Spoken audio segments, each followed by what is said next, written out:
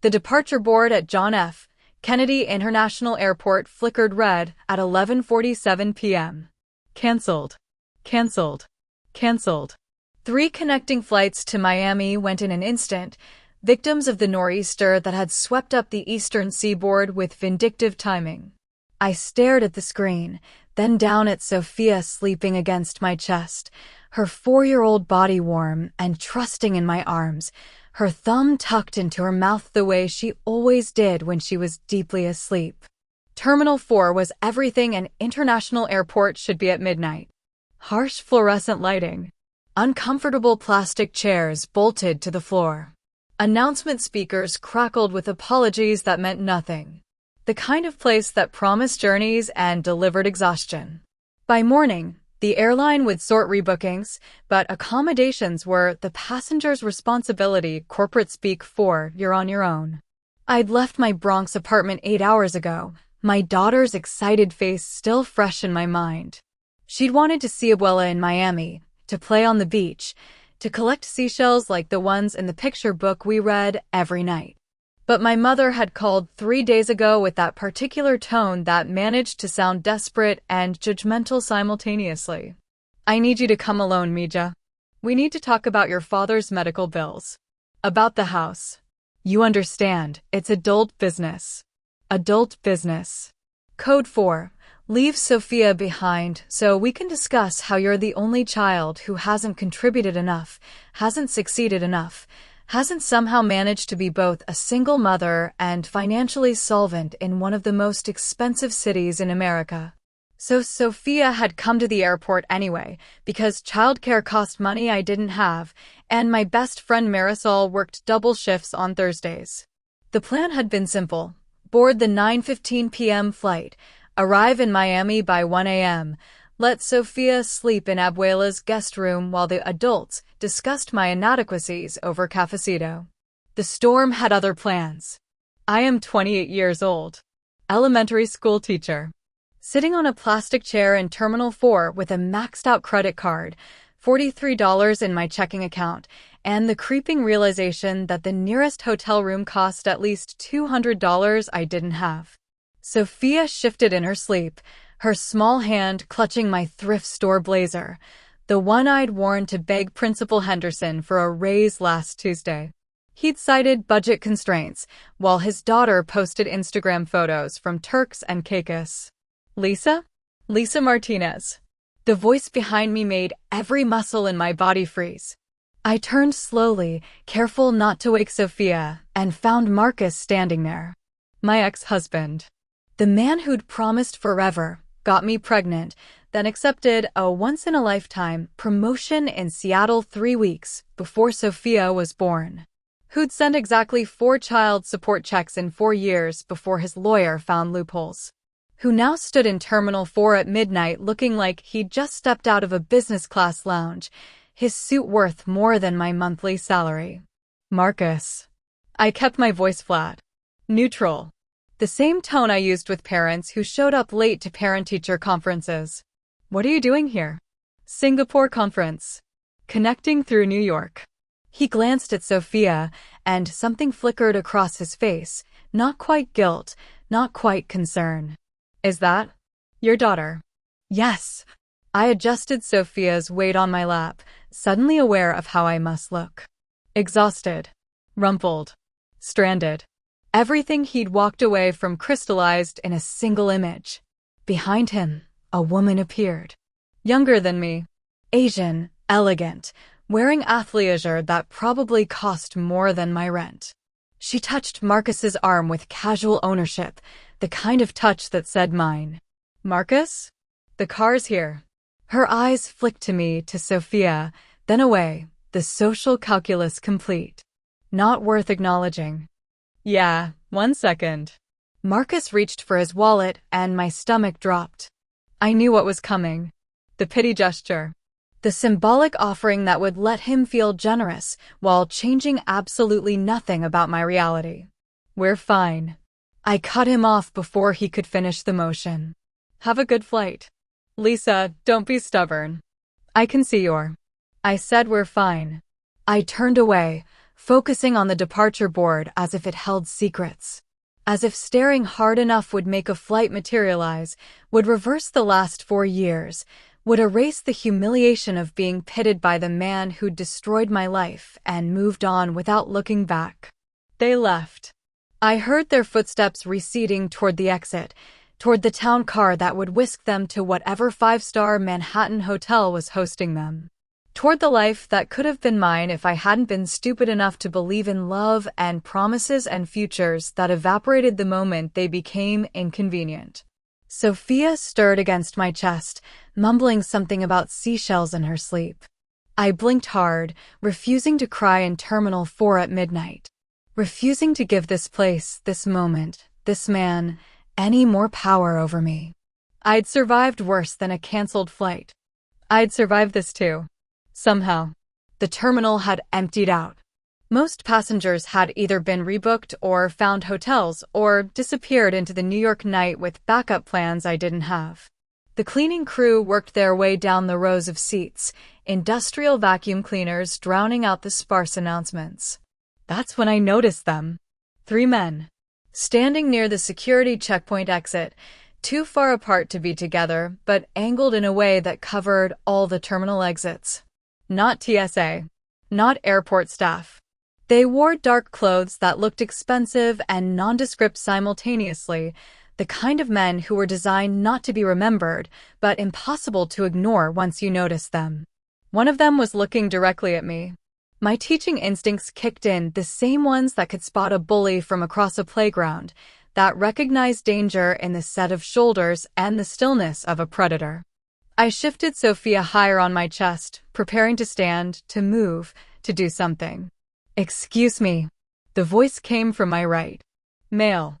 Accented, European maybe, or South American.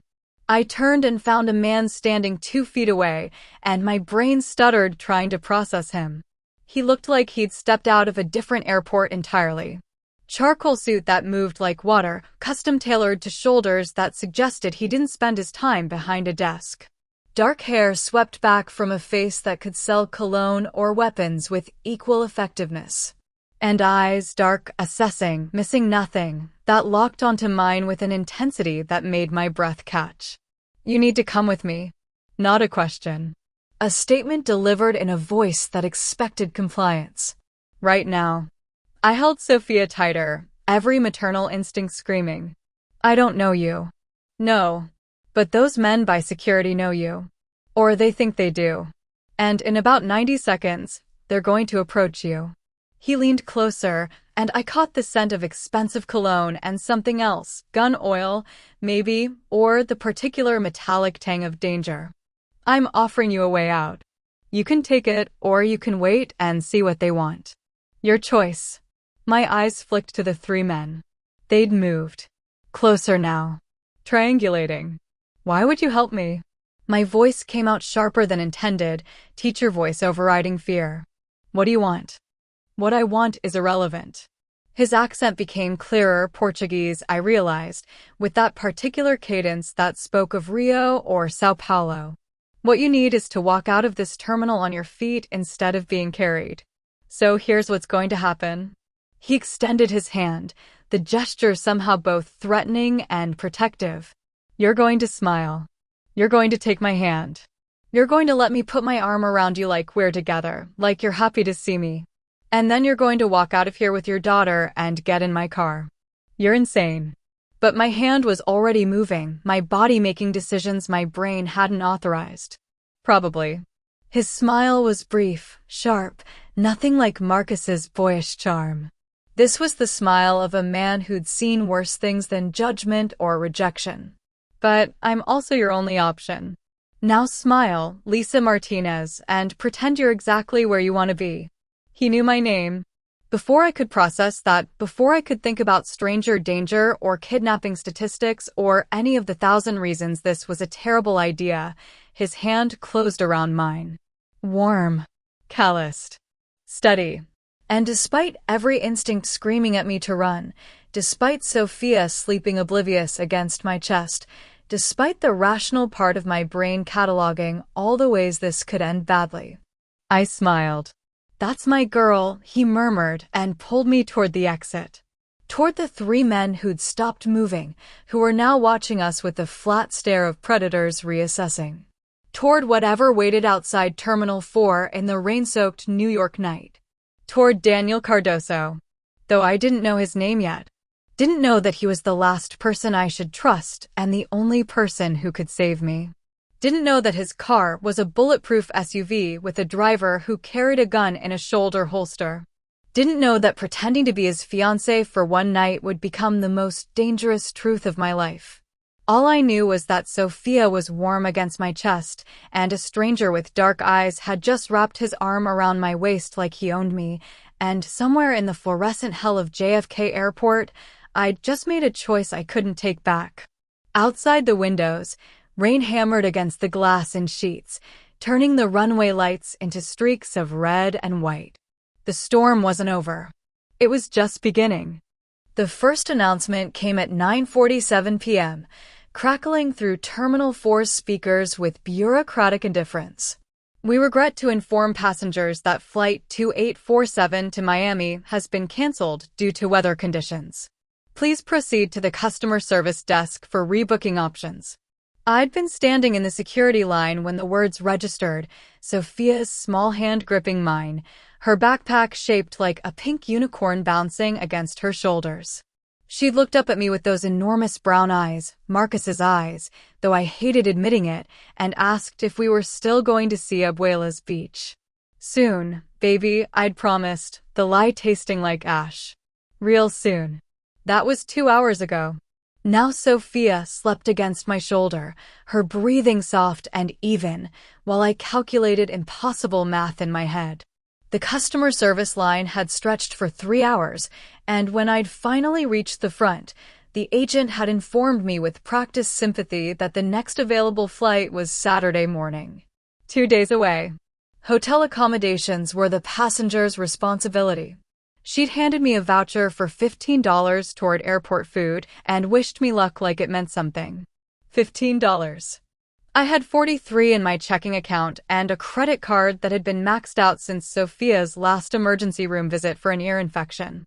The cheapest hotel within shuttle distance was the airport Inn at $209 per night, not including taxes. Even the chairs in Terminal 4 came with a price.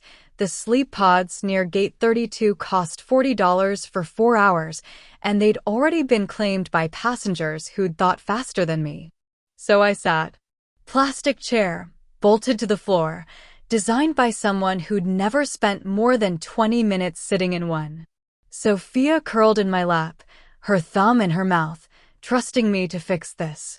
Trusting me the way she always did, with that absolute faith that children have before the world teaches them that mothers aren't superheroes, just exhausted women doing their best with broken budgets and shattered dreams.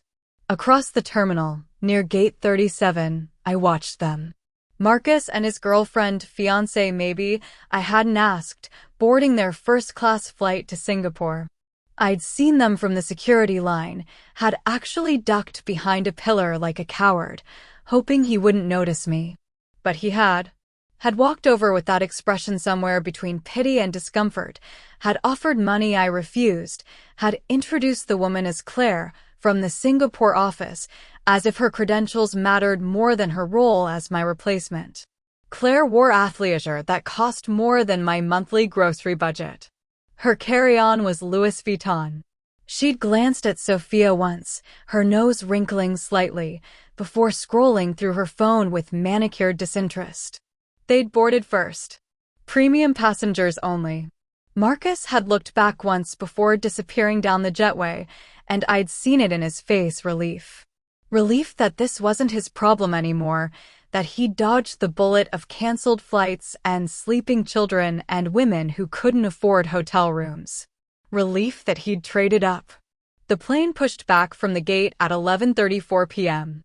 I watched it taxi toward the runway, red lights blinking in the rain, carrying Marcus toward his conference and his promotion and his life that had continued without interruption while mine had frozen at 24. The moment that pregnancy test turned positive. Sophia shifted against me, mumbling something about seashells.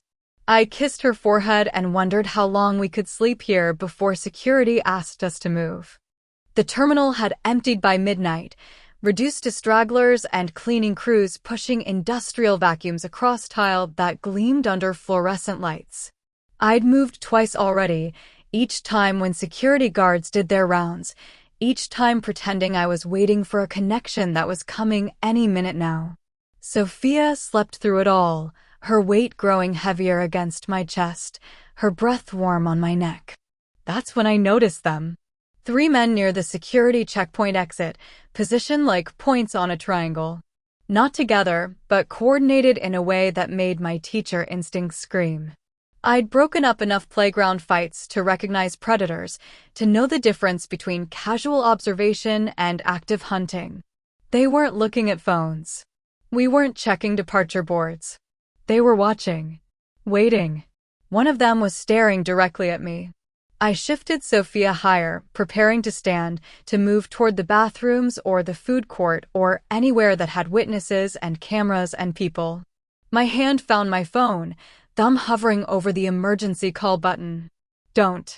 The voice came from my right, low and accented, carrying an authority that froze me mid-motion. I turned my head and found him standing there, a man who looked like he'd walked out of a different world entirely.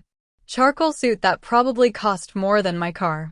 Dark hair swept back from a face that was too handsome to be entirely trustworthy. And eyes that assessed me with the clinical precision of someone who made life-or-death decisions before breakfast. Excuse me. I kept my voice quiet, conscious of Sophia sleeping. Don't run. Don't call anyone. Don't make sudden movements.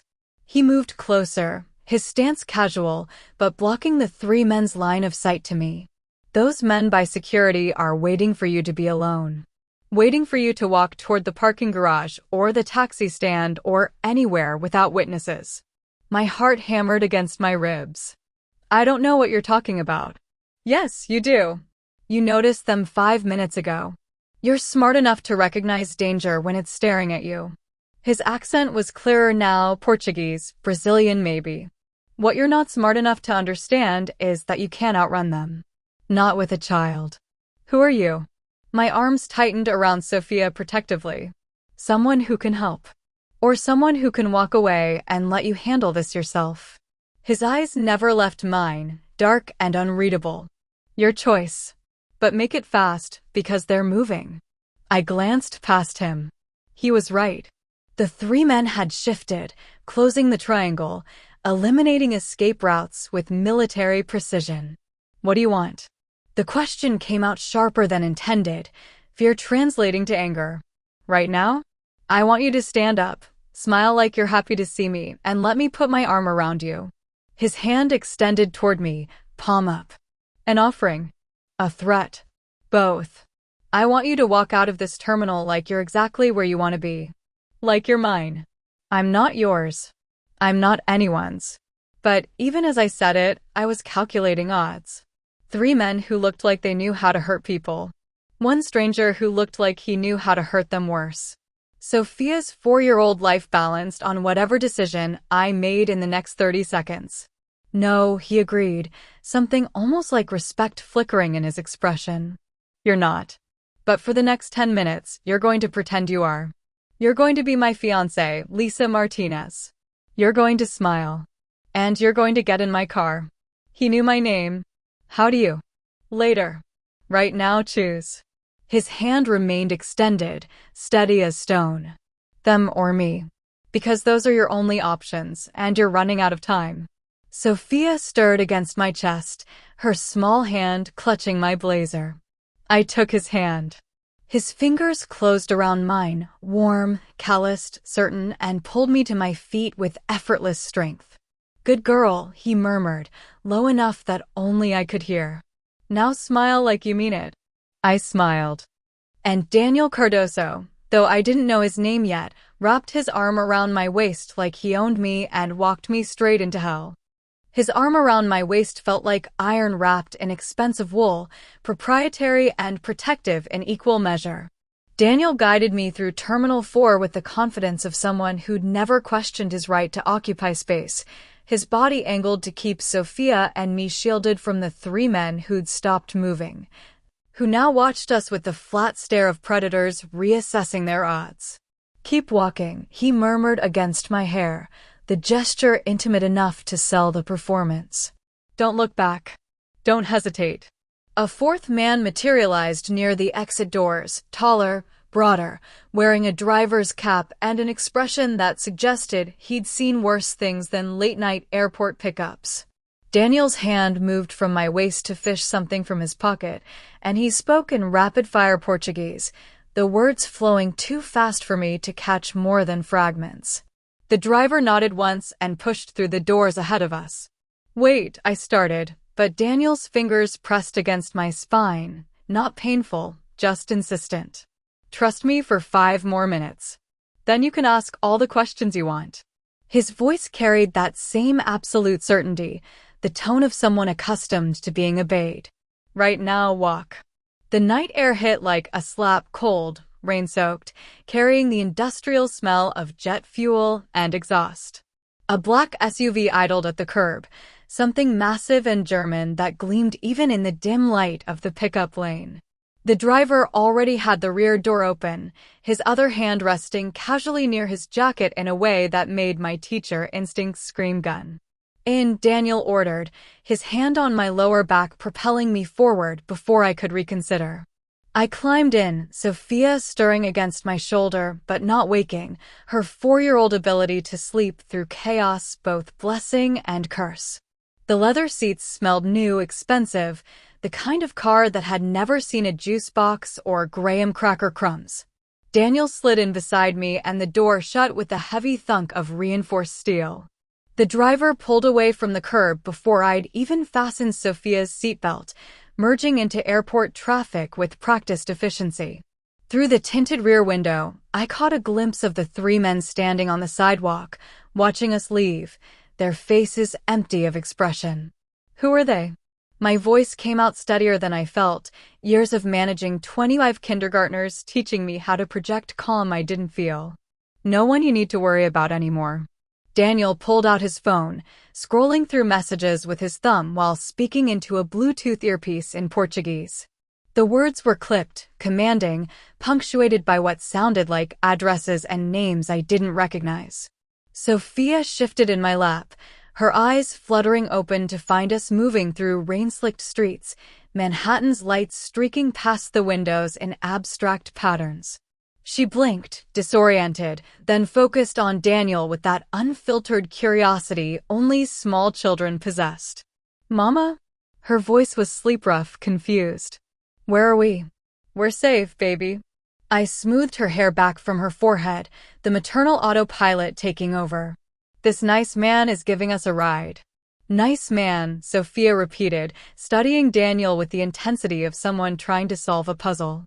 She tilted her head, then asked with the devastating directness of 4-year-olds everywhere, "Are you my new daddy?"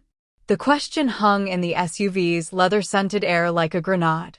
Daniel's eyes flicked from his phone to Sophia, something unreadable crossing his face, surprise maybe, or discomfort, or the particular wariness of men who'd never been asked that question before.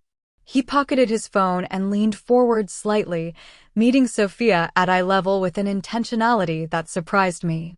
"No, pequeña," he said, his accent gentling the Portuguese endearment. "I'm not your daddy. I'm just someone helping your mama tonight." "Oh." Sophia processed this with the seriousness of a judge considering evidence. "Okay. Do you have snacks?" Despite everything, the fear, the confusion, the surreal nightmare of the last hour, I almost laughed. Leave it to a 4-year-old to cut through tension with requests for goldfish crackers. Daniel's mouth twitched, not quite a smile. "Mateus," he called to the driver. "The emergency kit." The driver passed back a black canvas bag without taking his eyes off the road.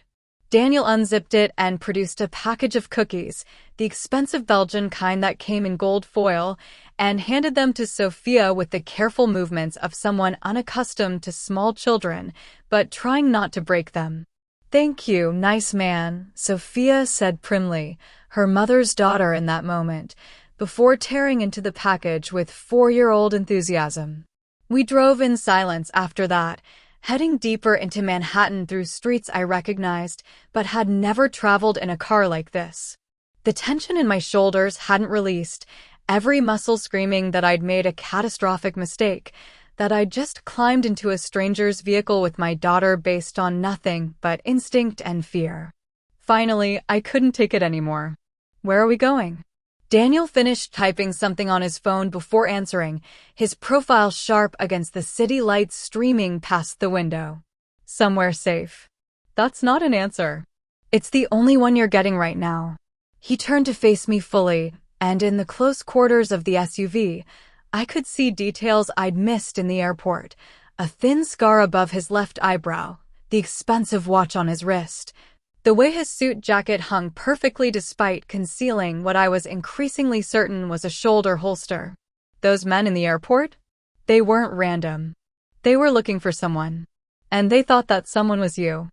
The building rose above Central Park West like a monument to wealth I couldn't comprehend, all glass and steel and doormen in uniforms that probably cost more than my monthly rent.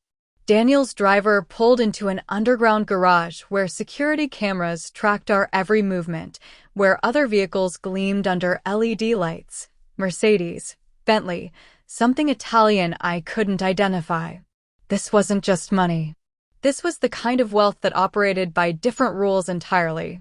Sophia had fallen back asleep against my shoulder, chocolate-smudged fingers clutching her unicorn backpack.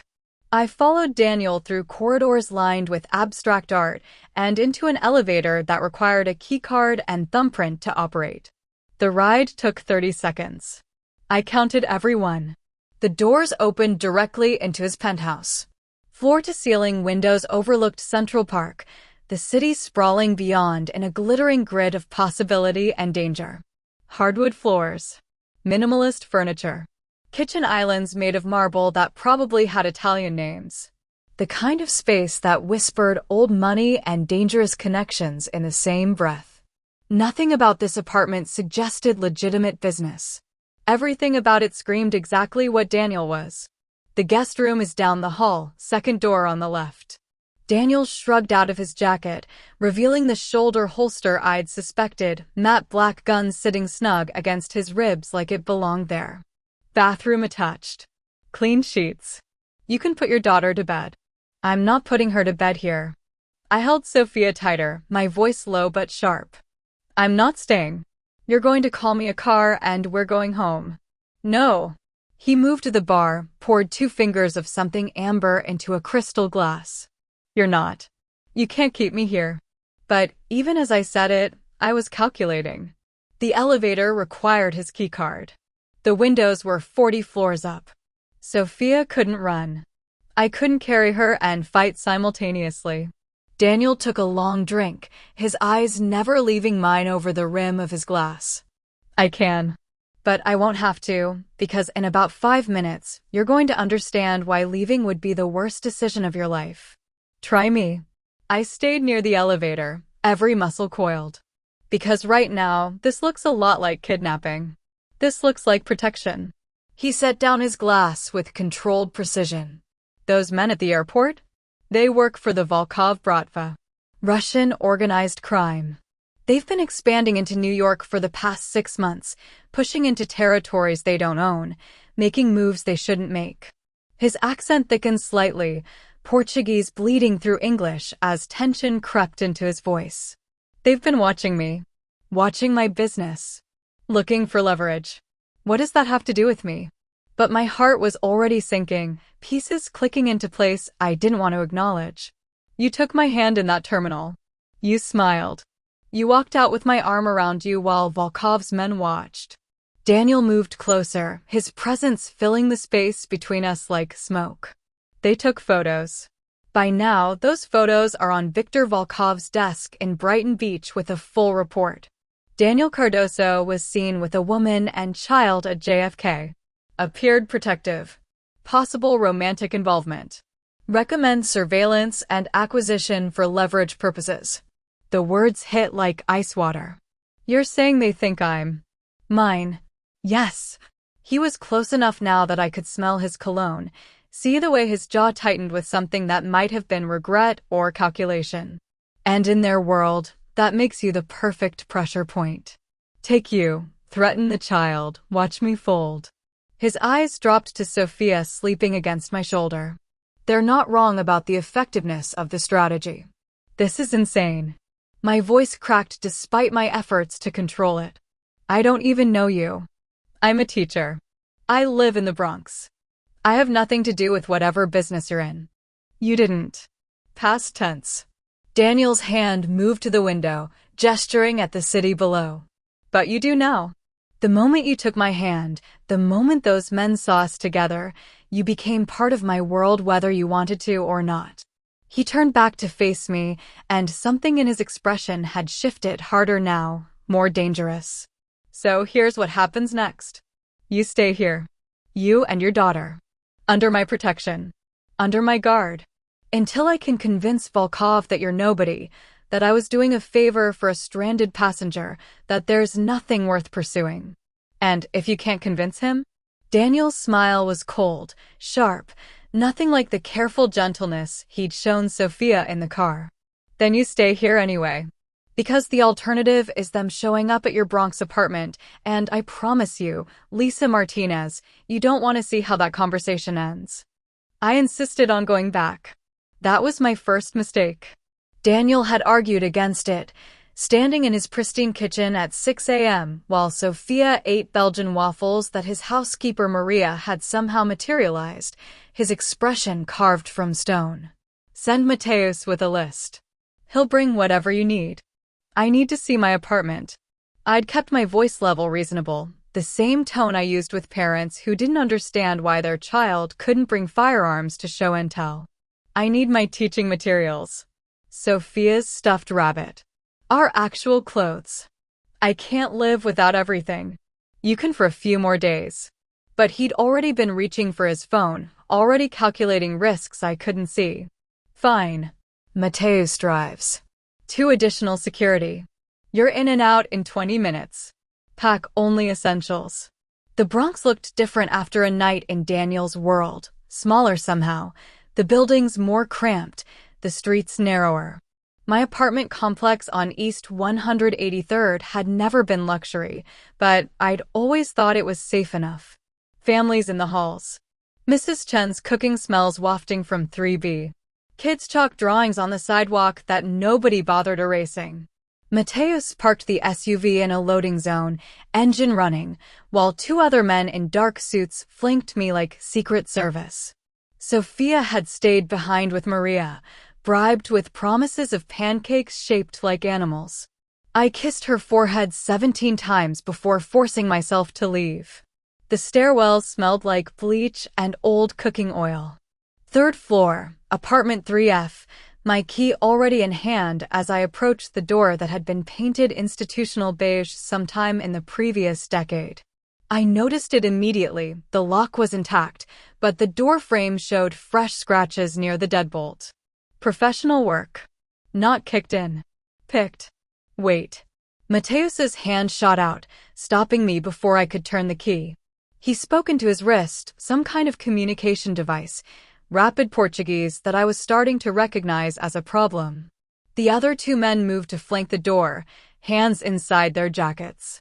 What I started, but Mateus was already pushing the door open, gun drawn, moving through my apartment with the fluid efficiency of someone who'd cleared rooms before. The devastation hit me like a physical blow. My apartment, my small, carefully maintained sanctuary, had been destroyed with surgical precision.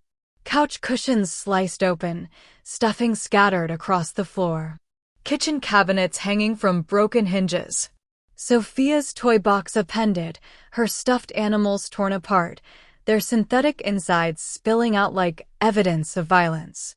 My laptop smashed. Photo frame shattered. The bookshelf where I kept my teaching materials toppled, paperback spines broken, pages ripped and scattered. But it was the wall that made my legs go weak. Someone had spray painted across my living room in foot-high Cyrillic letters, the black paint still dripping down the beige wall like blood. I didn't read Russian, but I didn't need to. Mateus was already on his phone, his voice tight with controlled anger, snapping photos and relaying information to Daniel. What does it say? My voice sounded distant, disconnected, like it belonged to someone else. Mateus lowered his phone, his expression carefully neutral in a way that told me the answer was bad. It says, "Tell Cardoso we have his woman's address." I stood there in the wreckage of my life, surrounded by Daniel's armed security in my ransacked apartment, and felt something inside me crack. This was real. This wasn't some abstract threat or misunderstanding. Men had come to my home, where Sophia slept, where we read bedtime stories, where I'd built a life from nothing after Marcus left, and they'd torn it apart as a message. There's more, Mateus said quietly, gesturing to my bedroom door. I didn't want to look. I wanted to turn around, walk out, pretend this wasn't happening. But my feet moved anyway, carrying me through the doorway into the room where I'd rocked Sophia through nightmares and crying jags, where I'd collapsed after double shifts, where I'd foolishly believed we were safe. Sophia's room was worse. They'd destroyed everything, her clothes shredded, her toy kitchen smashed, her walls covered in more spray paint. But on her small bed, arranged with deliberate care, they'd left a single photograph. It was Sophia. Yesterday. At her preschool. Someone had been watching her. Photographing her. The implication was crystal clear. Mateus moved to grab the photo, but I got there first, my hands shaking so hard I nearly dropped it. My baby. My 4-year-old daughter who believed in unicorns and thought cookies solved problems. These men had been close enough to photograph her, close enough to take her, close enough to... We're leaving. Mateus's hand on my shoulder was gentle but firm. Now, Ms. Martinez. Mr. Cardoso is sending a full team. We'll pack what we can salvage, but you can't stay here. Not for 20 minutes. Not for 20 seconds. I let him guide me back through the apartment, past the destruction, past the threats painted on my walls. One of the other security guards was already on his phone coordinating with Daniel. The words permanent relocation and full protection protocol drifted through my shock. In the SUV, Mateus handed me my phone, somehow undamaged, and Daniel's number was already dialing. Are you hurt? His first words, sharp with an emotion I couldn't identify. No. But Daniel, my voice broke. They were at her school. They have pictures of Sophia. The silence on the other end lasted 3 seconds. Then, Mateus is bringing you back. Don't stop anywhere. Don't talk to anyone. His voice had gone cold, flat, the warmth from this morning erased entirely. When you get here, we're going to have a conversation about what happens next. And Lisa? There's no going home after this. You understand? Whatever life you had before ended the moment they walked into your apartment. I understood. Looking at the photo of my daughter in my trembling hands, I understood perfectly. I didn't sleep that first night back at the penthouse. Couldn't. Every sound became a threat, the elevator's mechanical hum, footsteps in the hallway outside, the building settling in ways I'd never noticed before. Sophia slept beside me in the guest room's king-sized bed, her small body curled into mine, her stuffed rabbit, the only toy we'd salvaged, clutched against her chest. I'd checked the locks 17 times. The windows. The door. As if locks meant anything against men who'd picked mine like it was made of paper. At 6 a.m., I gave up pretending. Sophia was still asleep, her face peaceful in a way mine would never be again. I pulled on the clothes Maria had somehow acquired, jeans that fit perfectly, a sweater that probably cost more than my weekly grocery budget, and padded down the hallway toward the kitchen. I smelled coffee first. Then I heard the sound of someone moving around, cabinet doors opening and closing with quiet efficiency.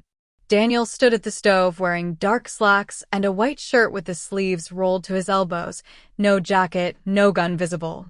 His hair was damp from a shower, and he looked almost normal if you ignored the security monitors showing every entrance to the building mounted on the wall behind him. You're up early. He didn't turn around, just poured coffee into a mug and slid it across the marble island toward where I stood. Cream's in the fridge.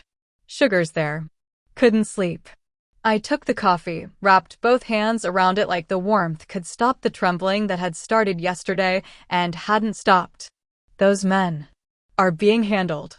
His voice was flat, final, the tone that said this conversation was over before it started. You don't need details. I need something.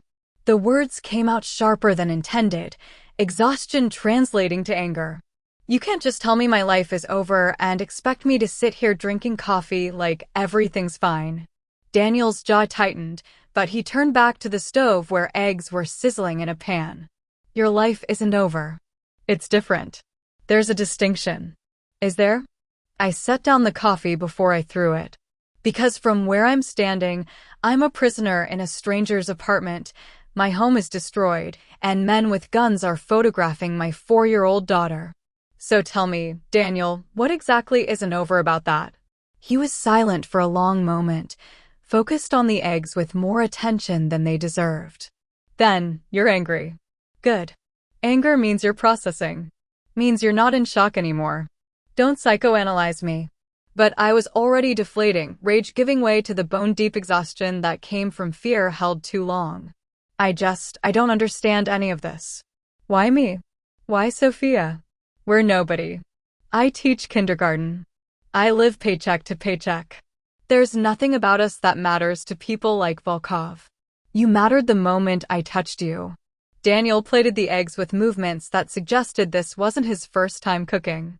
In their world, everything is leverage. Everyone is a tool. They saw me with you and they made an assumption. Now we both live with the consequences. That's not fair. No, it's not. He looked at me then, really looked, and something in his expression had shifted, softer somehow, more human. But fairness stopped being relevant a long time ago. Before I could respond, Sophia's voice called from down the hallway. Mama? Where are you?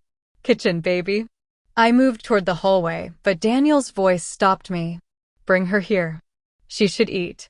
Sophia appeared moments later, her hair a tangled mess, still wearing the pajamas Maria had found yesterday. She spotted Daniel and went shy, half hiding behind my leg the way she did with strangers. Bom dia, pequeña.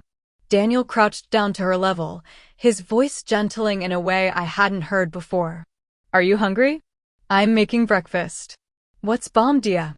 Sophia whispered to me, loud enough for the entire kitchen to hear. It means good morning in Portuguese. Daniel answered before I could, a hint of something that might have been amusement crossing his face. Do you like pancakes? I can make them shaped like animals. Sophia's eyes went wide. Like at the restaurant? Better than the restaurant. He stood, moving back to the stove with that same efficient grace. What's your favorite animal? Unicorns. Sophia climbed onto one of the island's bar stools, all shyness forgotten in the face of pancake promises. But Mama says unicorns aren't real animals. Your mama is technically correct. Daniel pulled out flour, milk, eggs from cabinets that seemed to hold everything. But she's also wrong. Unicorns are real if you believe hard enough. My mother, used to tell me that. I watched him work, this dangerous man who'd upended my life, as he mixed batter and told my daughter stories about growing up in Sao Paulo, about his mother who'd believed in magic and second chances, about learning to make pancakes in their tiny kitchen while his father worked nights. His Portuguese flowed naturally when talking about her, the words soft with memory and something that might have been grief. Sophia listened with the rapt attention she usually reserved for Disney movies, asking questions Daniel answered patiently while shaping batter into something that actually looked like a unicorn. When he placed the plate in front of her, perfect golden pancake with a horn made of whipped cream, her face lit up like he'd given her the moon. Thank you, Mr. Daniel. She dove in with 4-year-old enthusiasm, syrup everywhere, happiness radiating despite everything. Daniel caught my eye over her head, and for just a moment, I saw past the guns and the threats and the controlled violence. Saw the boy from Sao Paulo who'd learned to make pancakes from a mother who believed in unicorns. Saw someone who understood what it meant to protect the things that mattered, even when the cost was everything. My walls, carefully constructed over 4 years of single motherhood and survival, cracked just a little. I made the demand on day 3, standing in Daniel's living room while Sophia colored at the coffee table, her world reduced to crayons and paper while mine collapsed around us. She needs to say goodbye to her teachers, her friends. She deserves that much. No. Daniel didn't look up from his laptop, his refusal automatic and absolute. It's not safe. Nothing is safe anymore. I crossed my arms, channeling every ounce of stubborn determination that had gotten me through Marcus leaving, through med school dropout, through 4 years of single motherhood. But she's 4 years old, and her entire life just got ripped away. The least you can do is let her have one last normal day. There's no such thing as a last normal day in this situation. But something in his jaw had tightened, calculation replacing dismissal. You don't understand what you're asking. Then make me understand. Because right now, all I see is my daughter losing everything, her home, her school, her friends, because of a decision I made in an airport. So either let me give her this, or explain to me why one supervised hour at Little Scholars Preschool is worth more than her childhood. The silence stretched between us, punctuated only by Sophia's humming as she colored a picture of what appeared to be a unicorn eating pancakes. Finally, Daniel closed his laptop with controlled precision. Fine. 1 hour. Mateus drives. I'm coming. And if anything feels wrong, we leave immediately. His eyes locked onto mine with an intensity that made my breath catch. But Lisa? If this goes bad, it's on you. Remember that.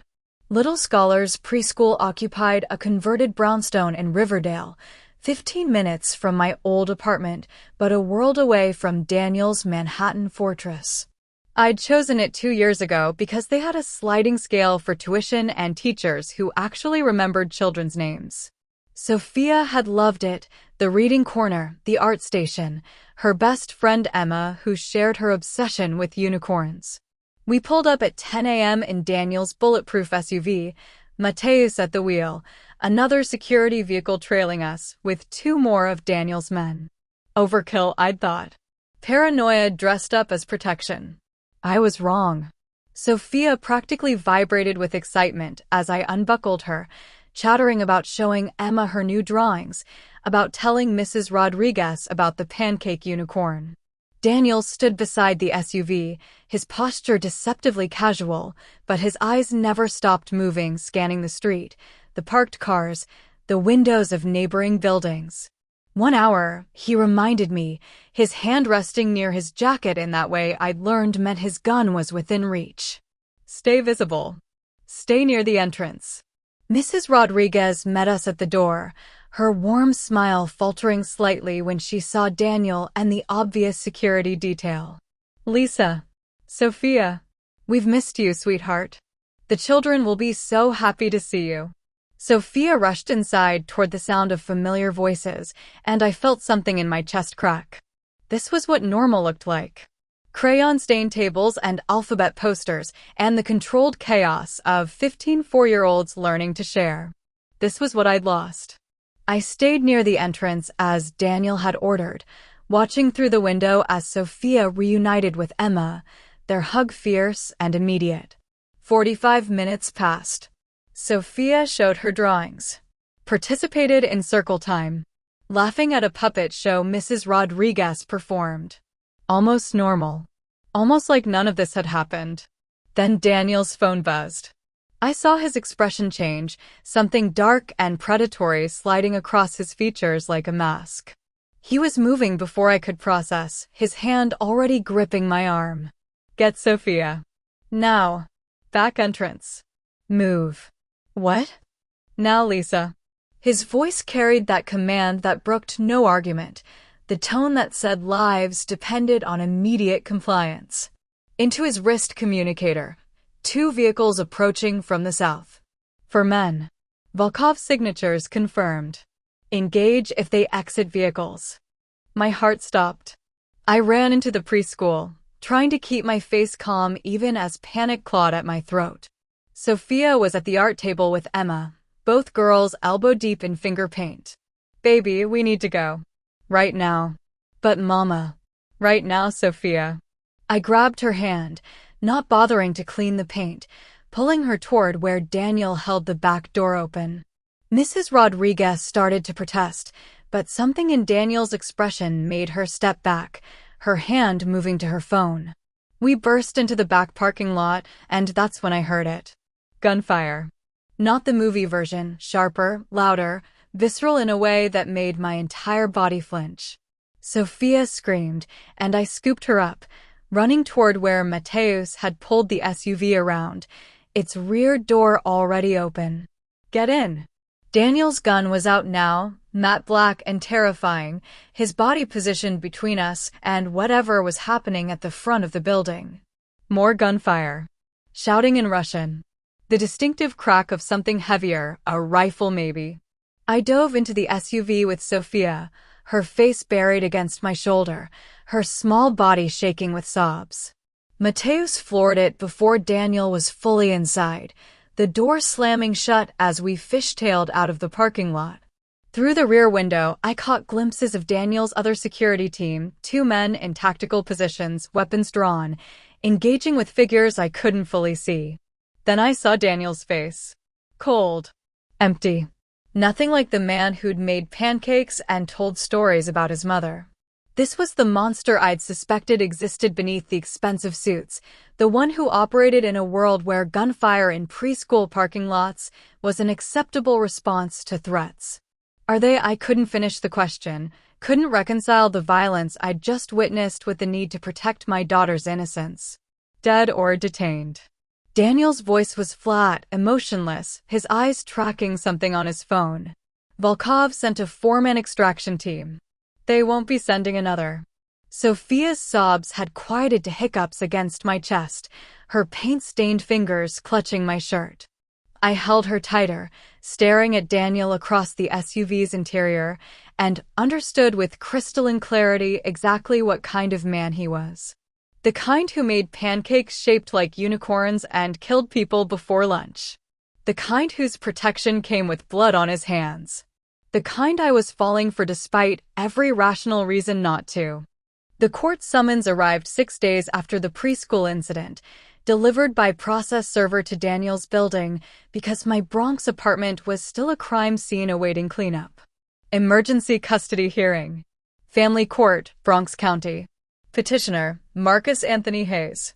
Grounds, child endangerment due to mother's association with known criminal elements and exposing minor children to violent situations. I stared at the papers in Daniel's kitchen, my hands shaking so badly the words blurred.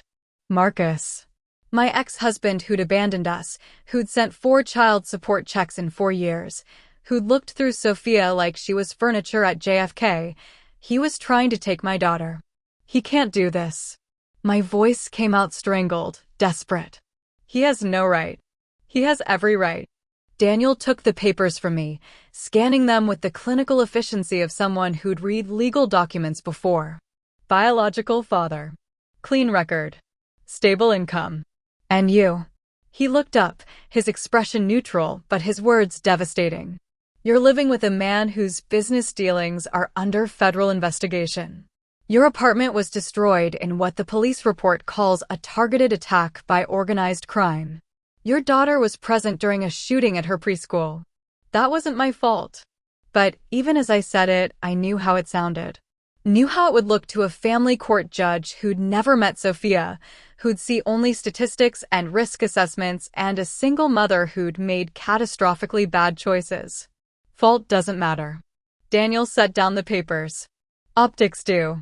And right now, the optics say Sophia is safer with her father than with you. I felt something inside me crack. So that's it? You're saying I should just give up? Let Marcus take her after 4 years of being an absent parent. I'm saying you're going to need a lawyer. A good one. Daniel pulled out his phone. And I'm saying that Marcus made a mistake filing in New York instead of Seattle. Home court advantage means I have resources he doesn't. What kind of resources? But I was already afraid of the answer, already understanding that whatever Daniel was about to offer came with a price I couldn't calculate. The kind that digs up the truth. His smile was cold, sharp, nothing like the warmth he'd shown Sophia over pancakes. Marcus thinks his past is buried. That his new life in Seattle erased the old one. People always think that. They're always wrong. The hearing was set for Thursday morning, 9 a.m., in a courthouse that smelled like industrial cleaner and crushed dreams.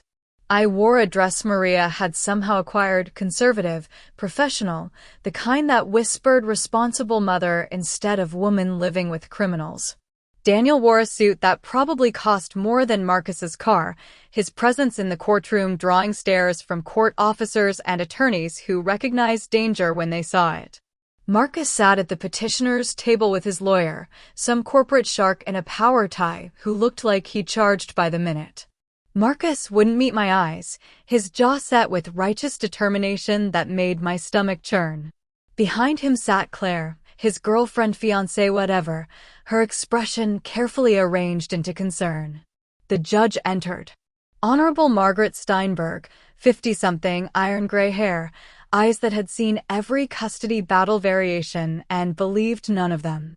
She reviewed the petition with the speed of someone who'd read 10 similar cases before breakfast. Mr. Hayes, you're petitioning for emergency custody of... She checked the papers. Sophia Martinez, age 4, currently in the care of her mother, Ms. Lisa Martinez. Your grounds are child endangerment due to Ms. Martinez's association with criminal elements. Is that correct? Marcus's lawyer stood. Yes, Your Honor. We have evidence that Ms. Martinez is currently residing with Mr. Daniel Cardoso, allegedly known. Daniel's attorney interrupted, a woman named Patricia Okonkwo, who'd appeared at the penthouse yesterday with a briefcase and a reputation that preceded her. My client has never been charged with any crime, Your Honor. Never charged isn't the same as innocent. Marcus's lawyer produced photographs, me and Daniel at the airport, Sophia in the SUV, the news coverage of the preschool shooting that had mentioned security personnel employed by local businessman Daniel Cardoso. Ms. Martinez has exposed this child to violence, to criminal activity, to an environment that no 4-year-old should experience. Judge Steinberg looked at me over her reading glasses. Ms. Martinez, what's your response to these allegations? I stood, my legs shaking.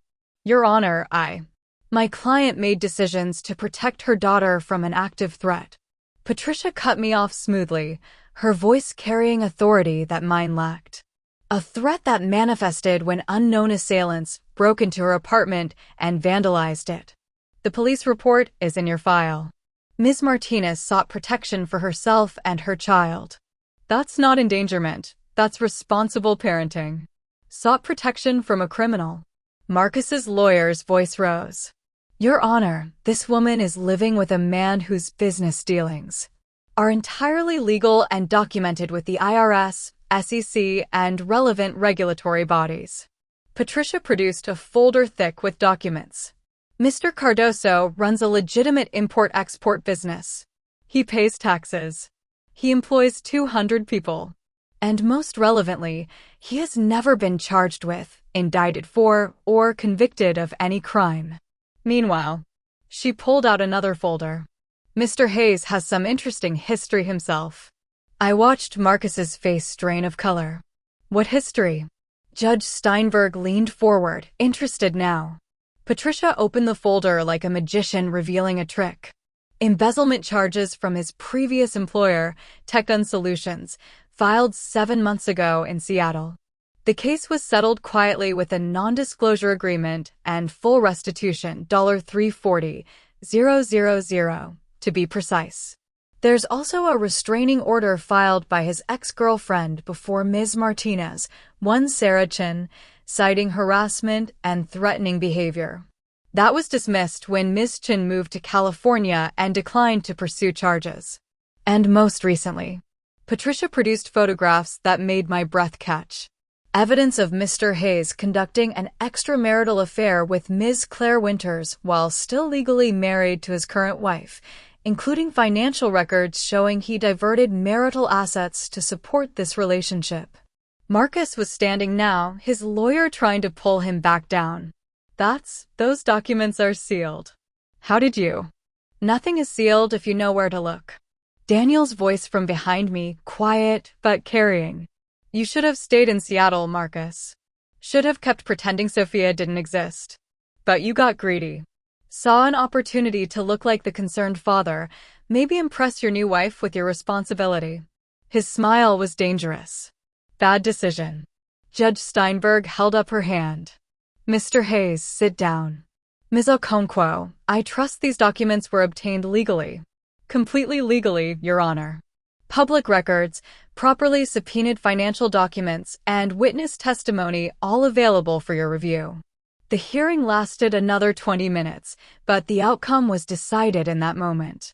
Judge Steinberg denied the emergency custody petition, found no evidence of immediate danger to the child, and ordered Marcus to continue his existing child support arrangement, which, she noted acidly, he'd been delinquent on for the past 18 months.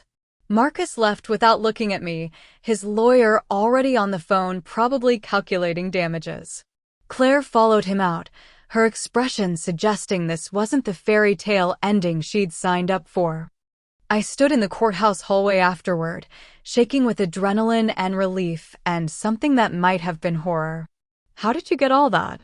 Those sealed documents, the restraining order. I told you. Daniel adjusted his cufflinks, his expression unreadable. People think their past is buried. It never is. Not if you have the right resources. He looked at me then, something almost like concern crossing his features. He won't try this again. Men like Marcus only fight battles they think they can win. Now he knows he can't. Because you destroyed him. Because I protected you. His hand found mine, warm and steady. That's what I do, Lisa. I protect what's mine. And whether you've accepted it yet or not, you and Sophia are mine now. I should have been terrified by the possessiveness in his voice, by the casual way he'd weaponized information and destroyed a man's credibility in 20 minutes. Should have been running for the door, grabbing Sophia, disappearing into witness protection, or whatever people did when they got too close to men like Daniel Cardoso. Instead, I squeezed his hand back and let him lead me out of the courthouse, toward the SUV where Sophia waited with Maria, toward the penthouse that had become home, toward a future I'd never planned but couldn't imagine leaving. 3 weeks after the courthouse, Daniel found me on the penthouse balcony at sunset, watching Central Park turn gold beneath us. Sophia was inside with Maria, the two of them making cookies shaped like dinosaurs. Sophia's current obsession had evolved from unicorns to prehistoric creatures, a shift Daniel had accommodated by purchasing every dinosaur book the Natural History Museum gift shop carried. We need to talk. He handed me a glass of wine I hadn't asked for, his expression carefully neutral in the way I'd learned meant he was about to say something I wouldn't like. About what happens next. My stomach dropped. What happens next? Volkov's operation in New York is finished. Federal indictments came down yesterday, RICO charges, weapons trafficking, the works. He's facing 40 years minimum. Daniel leaned against the railing, the skyline behind him like something out of a movie.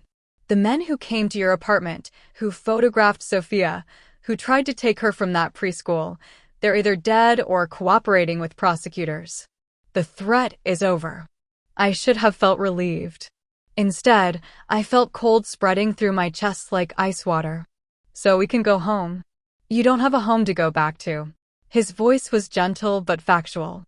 Your apartment was condemned after the investigation. Structural damage to the building. The landlord already rented 3F to someone else. Then I'll find a new place. Sophia can start at a different preschool. Will. Lisa. He set down his wine glass with controlled precision. You don't have to pretend anymore. The engagement, the protection detail, the reason you've been living here, it's over. You're free. He pulled an envelope from his jacket, set it on the table between us. That's a cashier's check. Enough for first and last month's rent anywhere in the country. Enough to start over. New city, new name if you want it. I have people who can arrange documentation, references, whatever you need. I stared at the envelope like it was a bomb. You're paying me to leave. I'm giving you the choice I took away in that airport. His jaw tightened, the only sign of emotion breaking through his careful control. You didn't ask for any of this. You took my hand because you were terrified and desperate, and I used that. Used you. Made you into bait without your consent, put Sophia in danger because it was strategically convenient.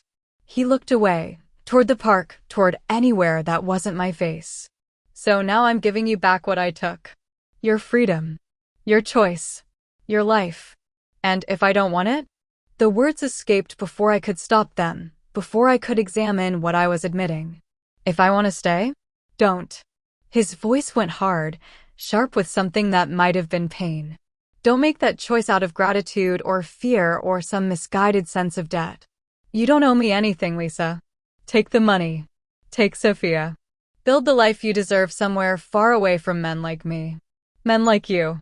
I laughed, the sound bitter and raw. You mean men who make pancakes shaped like unicorns? Who teaches 4-year-olds Portuguese phrases and sit through 3 hours of Disney movies without complaining? Who destroys anyone who threatens the people they care about? Men who kill people before lunch. He was looking at me now, his eyes dark with something I couldn't name. Men whose protection comes with blood on their hands. Men who operate in a world where violence is currency and loyalty is survival.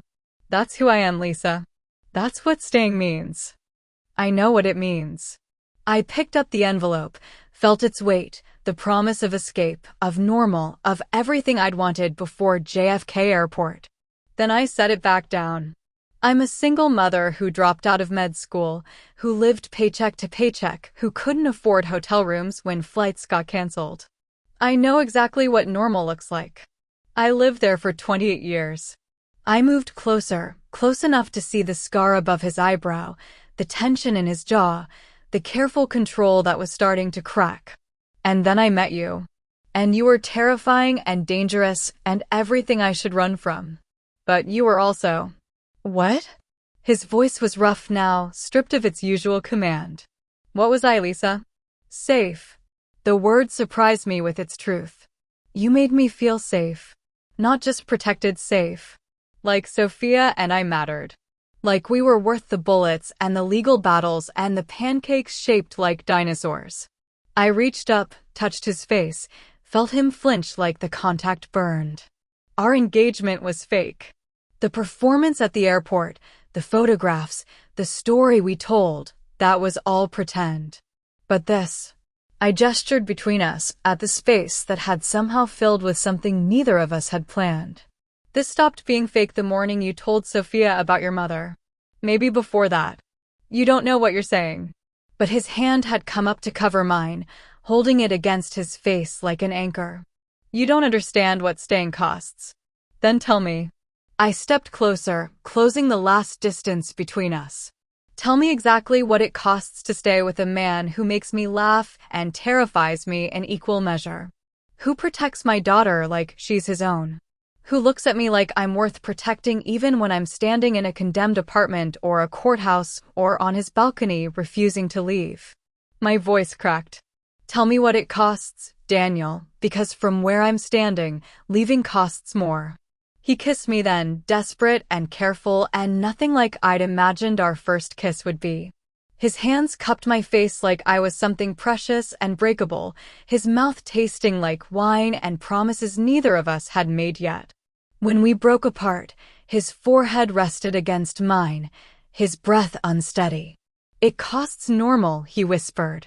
It costs safety. It costs the white picket fence future you should have. Sophia will grow up with security guards instead of soccer practice. You'll attend charity galas instead of PTA meetings. People will always wonder if you're with me because you want to be or because you're trapped. His eyes met mine, dark and honest and afraid. That's what it costs to stay, Lisa. Everything you should want for a life you'll never have. Good. I kissed him again, Softer this time, deliberate. Because I never wanted normal anyway. I wanted pancakes shaped like unicorns and a man who reads dinosaur books with the same intensity he plans security protocols. I wanted someone who sees me, not the struggling single mother, or the med school dropout, or the charity case, just me. I pulled back enough to meet his eyes. I'm staying, Daniel. Not because you're protecting us. Not because I'm grateful or trapped or don't have other options. I'm staying because somewhere between JFK Airport and right now I fell in love with you. The whole complicated, violent, pancake-making mess of you. His laugh was shaky, disbelieving. You're insane. Probably. I smiled against his mouth. But I'm also yours. Really yours. Not fake engagement yours or protection protocol yours. Just yours. Inside, through the glass doors, I could hear Sophia's laughter as Maria helped her frost cookies. The sound of home. Of family. Of the life I'd chosen over the envelope full of escape money still sitting on the table. Daniel's arms wrapped around me, pulling me close, and for the first time since that midnight terminal, I felt like I could breathe. Like the choice was finally mine. Like staying wasn't surrender, but victory. Welcome home, he murmured against my hair, and I knew he meant it. Knew that whatever came next, the galas, the security, the complicated reality of loving a man whose world included violence, we'd face it together. Sophia called from inside, asking if we wanted to help decorate cookies. Daniel's hand found mine, squeezed once, then led me back inside toward the kitchen where our daughter, because she was ours now, in all the ways that mattered, waited with frosting and sprinkles and the absolute certainty that family was what you chose, not what chose you. The envelope stayed on the balcony table, unclaimed and unnecessary. A reminder of the life I could have taken but didn't want. This was the real deal. The real engagement. The real beginning. And I chose it with both hands open and my heart finally, terrifyingly, completely free.